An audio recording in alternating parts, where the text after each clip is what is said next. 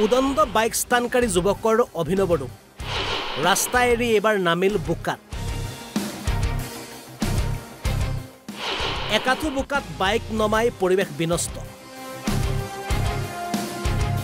কিছুদিনৰ আগতে আমি দেখুৱাইছিলোঁ মৰিগাঁৱৰ একাংশ উদণ্ড বাইক চালকৰ দৃশ্য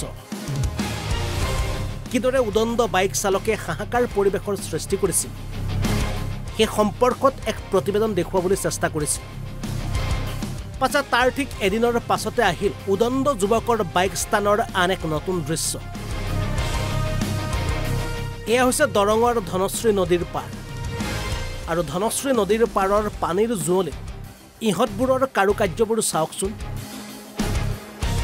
মটৰ চাইকেলখনৰ সৈতে ইহঁতৰ কাৰুকাৰ্য লগতে মটৰ চাইকেলৰ মডেল আৰু ইহঁত মহাৰ চেহেৰা দেখিলে কোনো কাৰণতে নালাগে যে ইহঁতৰ নিজৰ টকাৰে এনে এখন মটৰ চাইকেলৰ গৰাকী হৈছে পিতৃ মাতৃক ধাৰুৱা কৰি পানীৰ জুৱলিত এনেদৰে মটৰ চাইকেল থিয় কৰি ৰাখিছে যেন এখন মটৰ চাইকেল নহয় চন্দ্ৰলৈ উৰা মাৰিব বিচৰা এখন ৰকেটহে আৰু এনেদৰে বোলে সিহঁতে বাইক ষ্টাণ্ট কৰিছে পাছে সিহঁতে বাইক ষ্টাণ্ট কৰে বা ষ্টানৰ নামত হাত ভৰি ভাঙে তাত ক'বলৈ আমাৰ একো নাই আমাৰ কথা হ'ল স্থানীয় ৰাইজৰ অভিযোগ ইহঁতৰ উৎপাতত নদীৰ পাৰলৈ যাব নোৱাৰে স্থানীয় মহিলা যুৱতী মহিলা দেখিলেই ইহঁতে বোলে অশ্লীল শব্দৰে চিঞৰে তাওক আচলতে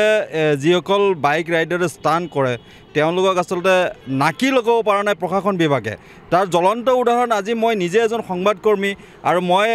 যিহেতু আজি অশোকাষ্টমী পবিত্ৰ অশোকাষ্টমী ৰাজ্যৰ ভিন্ন প্ৰান্তৰ লেখীয়াকৈ আমাৰ দৰং আৰু শিলবৰী সীমাত যি ধনশ্ৰী নৈ বুৱতী ধনশ্ৰী নৈ সেই ধনশ্ৰী নৈটো অশোকাষ্টমী হৈছে তাত গংগা স্নান কৰিব আহিছে অজস্ৰ জনতা আহিছে তাত ৪-৫ হাজাৰ জনতা একগোট হৈছে আৰু তাতে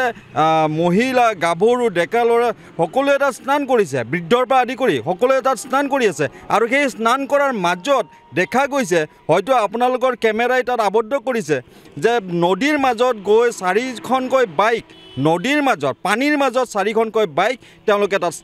স্নান কৰি আছে স্নান দেখুৱাই আছে অথচ আনফালে পবিত্ৰ স্নান গংগা স্নান কৰি আছে সেইদিনা যাওঁতে মই অলপ ৰখিলোঁ বহুত ভিৰ ভাৰ চলি আছে কিন্তু বহু খ্ৰীষ্টান আজি মানে দেখাই পায় আপোনালোকৰ যে ৰাস্তাৰ পকা ৰাস্তাত কৰে ভিৰ ভাৰ মাজতো কৰে আজি চালোঁ ৪টা যুৱকে নদীৰ মাজত এই অষ্টমীৰ হোৱাৰ মাজতে তাতে গৈ ষ্টাণ্ট কৰি আছে গাড়ীখন ওপৰলৈকে দাঙি আছে এনেকুৱা কৰি আছে আৰু এটা বস্তু চাই আছোঁ আমাৰ বটাবাৰী চুকাজানি চুইচ গেট সেই চুকাজানি চুইচ গেটতো আপোনালোকৰ এই বাইকবিলাকে উদ্ভ্ৰান্ত যুৱকবিলাকে সেই পানীৰ মাজত নমাই সিহঁতে এনেকুৱা ষ্টাণ্ট কৰে দলগামৰ পৰা ৰিকি দাসৰ ৰিপৰ্ট অসম লাইভ 24